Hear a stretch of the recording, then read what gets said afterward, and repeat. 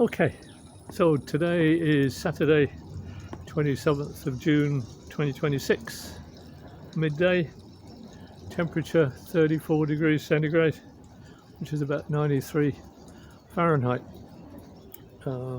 So summer is here.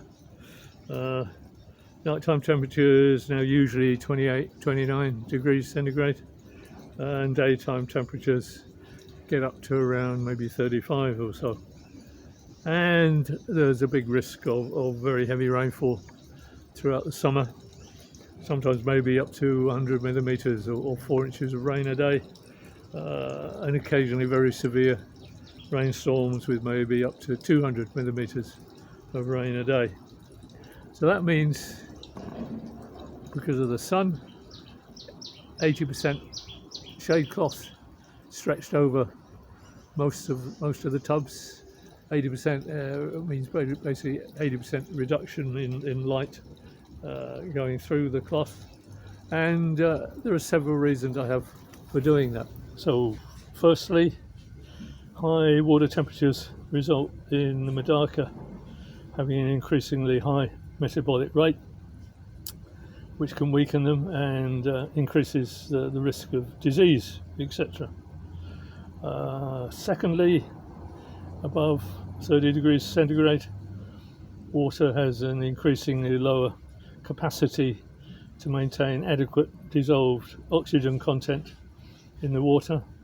So the fish again can be weakened due to lack of or reduced amount of oxygen available for them. And once the temperature reaches, say, gets towards 40 degrees centigrade, from continuous exposure to the sun, fish may die because the dissolved oxygen content in the water gets too low.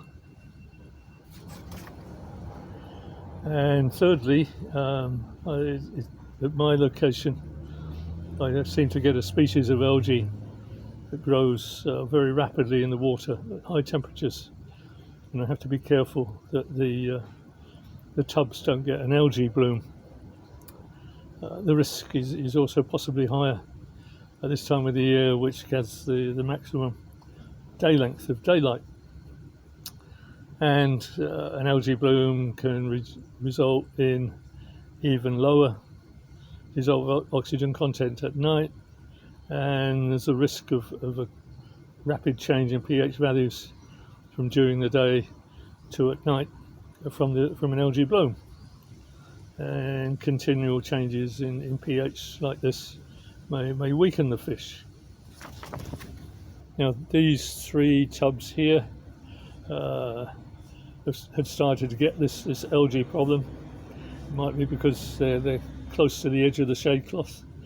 So I removed the fish, added bleach, and left them for a couple of days. Left the bleached water in the tubs for a couple of days to kill the algae. I then emptied out the water with the bleach, left the tubs to air dry for another couple of days. Now I put the fish back in this tub. They're surviving very well, and I'll soon put fish back into these other two tubs. Before I do that, I put in the water conditioner, which eliminates chlorine. Put in quite a lot of that, just to make sure that the fish won't be damaged from any residual chlorine that might be hiding in cracks in the ceramic tubs. The other issue is the very heavy rainstorms which we get in the summer, which can cause a substantial change in pH in a tub and a quick change in water temperature. For example, the water in the tub usually has a relatively neutral pH of about 6.8, but rainwater has a pH of about 5.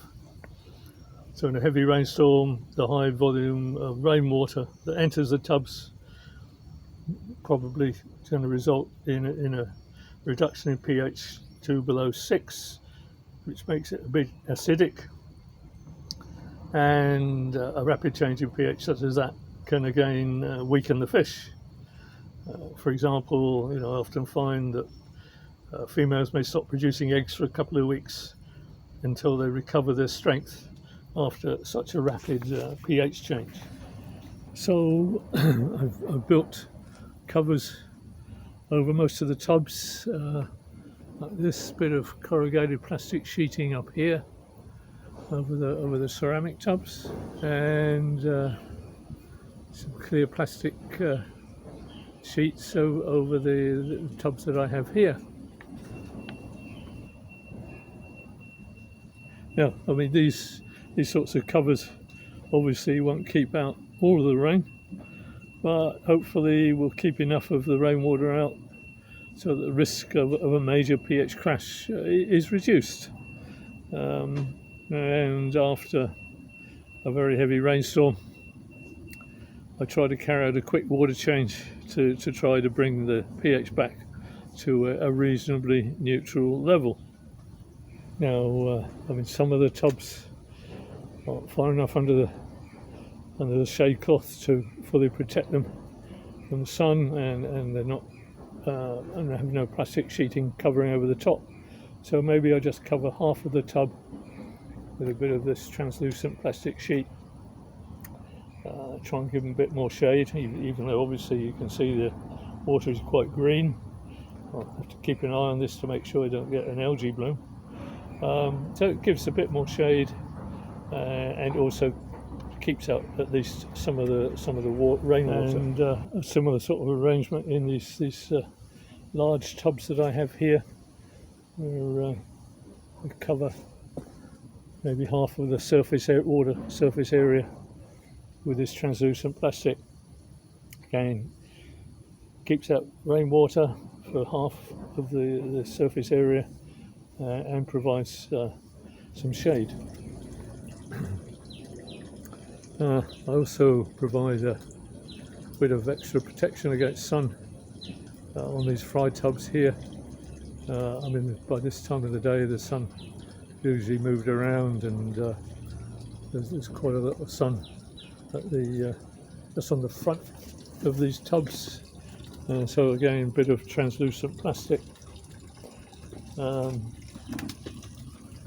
Just attached to a bit of timber just to stop them blowing away.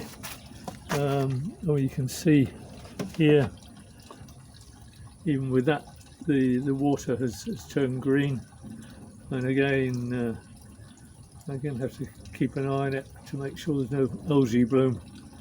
Otherwise you get dissolved oxygen problems, and maybe varying pH problems will adversely affect the fish.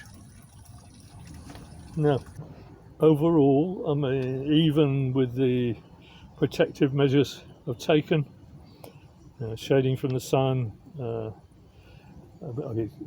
to prevent high water temperatures and dissolved oxygen content problems, and I've also got aeration for dissolved oxygen content problems, and covers over to reduce rainfall, might cause pH changes.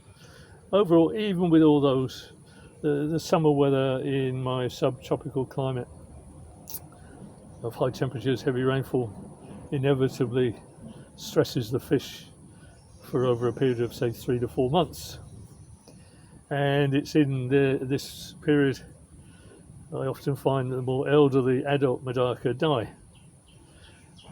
For example, in this tub, and again in this tub, there are already a reduced number of adult fish compared to a month ago. There are usually no obvious signs of disease or injury, etc. And I'm sure that the MEDAKA's high metabolic rate during high water temperatures and the adverse effects of quick pH changes due to heavy rainfall, these causes stress, and this is the cause of their deaths. And this is possibly what is to be expected in keeping MEDAKA outdoors in my climate in the summer. The elderly adult fish, some elderly adults in here, some juveniles, but the elderly adults would have hatched last year in spring 2025, possibly spawned in early summer 2025, then went through the tropical summer conditions and spawned again in the fall autumn of 2025, and then spawned again in the spring in 2026.